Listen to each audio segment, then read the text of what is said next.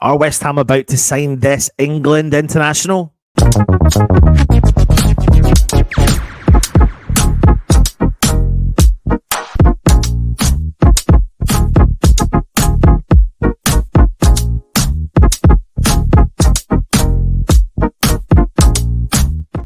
Sometimes I feel like there's no smoke without fire. Do you get me? Do you know what I mean when it's West Ham, when West Ham are in negotiations for a transfer, West Ham are looking at getting a player in, and you just can't feel like sometimes there's smoke without fire. We've been here, done that, worn the t-shirt so many times with West Ham.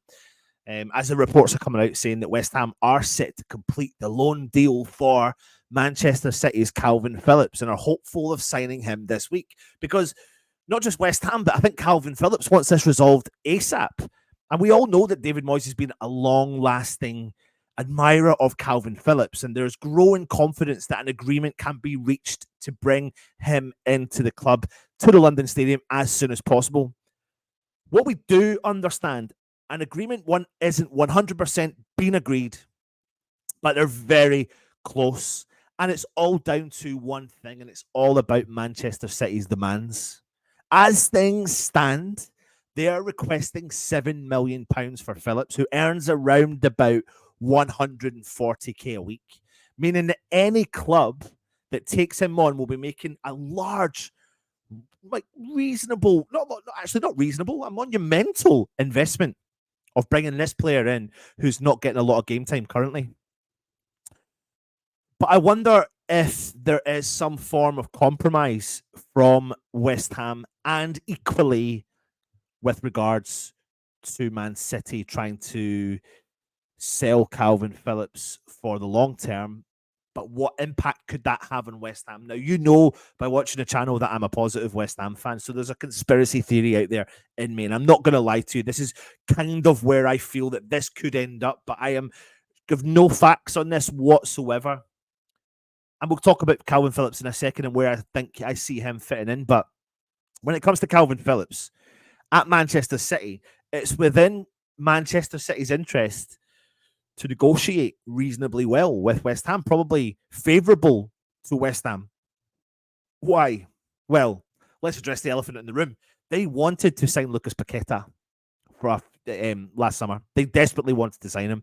Then all this stuff came out about the gambling issues, and we're led to believe that will, nullify and hopefully he'll be found not guilty. And if that is true, we're also still led to believe that they are going to want to come back into the market for Lucas Paqueta. But we hold that we hold that player. And if the negotiations with Calvin Phillips go well, I would not be surprised if David Sullivan is doing some decent business in the short term that may impact us in the long term.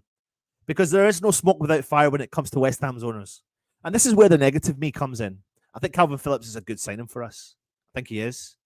But losing Lucas Paqueta because of signing Calvin Phillips is not where I want this to be. That's the conspiracy theory I've got. There's no element of truth about what I'm saying, but I can't help but think that Man City will give West Ham favourable terms in order for West Ham in the summer to give Manchester City favourable terms. Now, they paid £42 million back in the summer of 2022 to bring Calvin Phillips in from Leeds, and they'll want to recoup some of that money. Now, without West Ham having to really spend that money, we could offset that against the sale of Lucas Paqueta and get a player of Calvin Phillips' talent, but also bring in some much-needed finances for the summer. And it could work out in our favour. Or it could be a bit of a disaster because we're losing a key member of our team. Again, like I said, please understand this. This is not facts. This comes from me just looking at the situation and start to think, okay, it's good that Phillips favours a move to West Ham. That is good. That's exciting that a player of his caliber will look at us and think that is something that he wants to do. But again, equally though, I tread on eggshells when I hear of these situations because I'm a West Ham fan and I'm used to the way that we negotiate deals. And there is no smoke without fire when it comes to this. And it's just too coincidental that maybe this deal could work for everyone in the long term. Or in particular, the owners of West Ham, Calvin Phillips and Lucas Paqueta.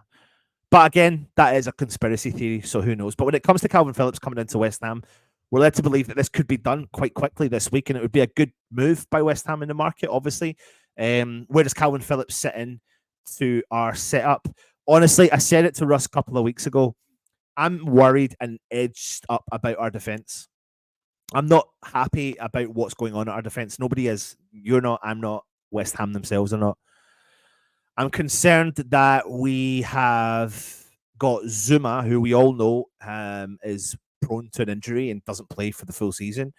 I'm worried about the age and the fact that Ogbonna's legs have gone. I'm not necessarily worried about Agerd, if I'm being brutally honest with you, because I favour Agerd. I like him. I think he would play in a more advanced role under a different potential coach, and depending on what we're going to do in the summer, that could really work out, and I think we'd be biting off our nose to spite our face if we got rid of someone like Agerd. In my opinion, the jury's out when it comes to Konstantinos Mavropanos. However, I think he's done okay recently, but the jury's definitely out. But the one player we know has a long history of playing as a centre-back is Edson Alvarez. And you bring in the likes of Phillips to a midfield of Alvarez, Souček, James Ward-Prowse, and you start to think, where does he fit in? And people will turn around and go, the first player that we'll talk about will be Souček. I'll put Calvin Phillips instead of Souček. But I don't necessarily think Moyes might do that, because then what you're doing is losing an outlet from goals from the midfield, albeit he may, to you, not do much other things on the pitch, but he still does bang in goals. There is food for thought in playing Phillips in the midfield and dropping Edson Alvarez back into the centre of defence, because he has a history of playing there and he's very good at doing it, and he's not precious about his position. And if you bring the cover in the midfield of Calvin Phillips, who should be able to do a job that Alvarez does that not benefit us? Now, honestly, I can see it. Honestly, it's kind of exciting, I suppose, in a roundabout way, depending on how you look at it. Because then I feel like we would get the strength of cover in our defence. We know how important Alvarez is to West Ham. We see how important it is when he plays, but equally we see how important he is when he's not playing.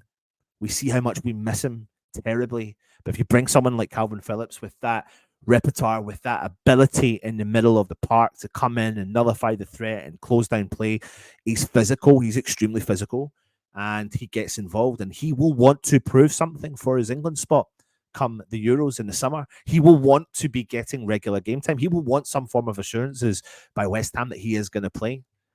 And honestly, I would not be surprised if you saw Edson drop into the centre half and you saw Phillips come into the middle of the park. But then equally, it is West Ham. Things can change and someone could get injured. Someone could pick up a knock, like we have noticed with Edson Alvarez over the last couple of weeks. And there could be a bit of ingenious here by giving us that strength and depth. And I tell you what, the four players that we're talking about here in the middle of the park, Calvin Phillips, Edson Alvarez, Tommy Souček, James Ward-Prowse, I mean, you can't go really wrong with those four. And just take those four and add the three at front. You've got Bowen, you've got Paqueta, and you've got Kudus. That's exciting. That is exciting. Defensively is my concern.